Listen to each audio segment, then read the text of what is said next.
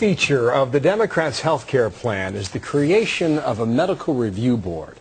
Their stated purpose is to assess the effectiveness of various treatments, and critics are warning that these boards, if they are created, will actually ration medical care and have the power to overrule doctors and patients, telling you what you can and cannot get done for your body.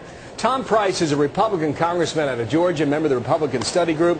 He's also a non-practicing orthopedic surgeon. And, sir, welcome back here to America's Newsroom. Thanks, Bill. Good morning to you. Tell me about your issue with this. Great to be with you. Do you think that will be the reality? They're going to tell you what x-ray you can get and can't get? Well, there's been a lot of talk about the health care reform, and now we're beginning to see some of the specific legislative language. And I think what concerns me and many Americans all across this land is who is going to be allowed to make medical decisions. Is it going to be patients and their families and doctors, or is it going to be the government and bureaucrats here in Washington? The concern that I have is that this board, this rationing board that you talked about, that's already been put in place, the Comparative Effectiveness Research Council, appropriated $1.1 billion. The president has already appointed the 15 members to the board and not a single actively practicing physician.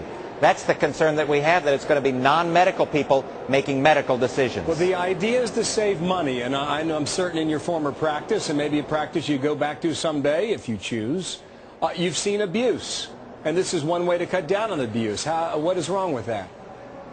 Well, there may indeed be abuse, but the question is who is going to be deciding what that abuse is and how we're going to cut down on it. If it's politicians and bureaucrats in Washington, then that's a bad idea.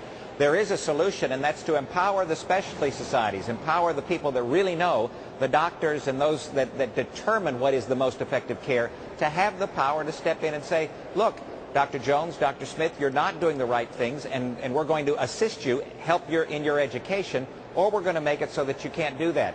If it's physicians and the medical arena that are making those decisions, that's one thing, and the thing that the American people support. If it's politicians and bureaucrats, that's a bad thing. That's not what we want. However, that's apparently what the administration has on their plate. The first thing you're describing to us, is that part of this plan in any way? Well, sure it is. The politicians and the bureaucrats and government deciding things is exactly what the purpose of the Comparative Effectiveness Research Council is. It's modeled after the NICE program in England that limits care for individuals based upon their age and other disease factors and cost. And that's the problem. If we're looking at individuals as their worth to society and making medical decisions based upon that as a government, as politicians I and as understand bureaucrats, that. Maybe I should have been thing. more specific with my question. Why are the specialists not involved in this new plan, or are they in some form? Well, they are in a consultative way, but not in a definitive way or a decision-making way. And that's the real problem. They aren't being charged, they aren't being allowed under the current proposal to make those decisions. And that's always been the problem, not just with this administration, but with previous administrations.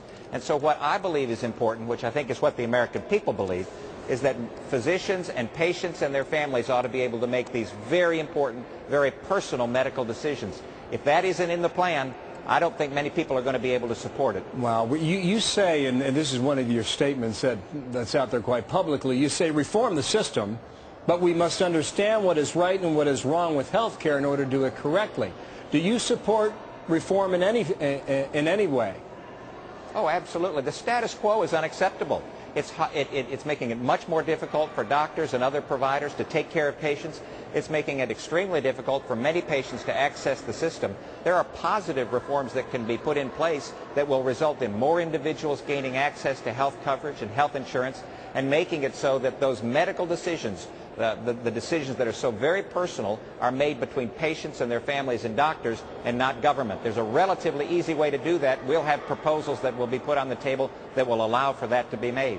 When they're on the table, you come back and we'll describe them to viewers, okay? Tom Price, thank you for your time.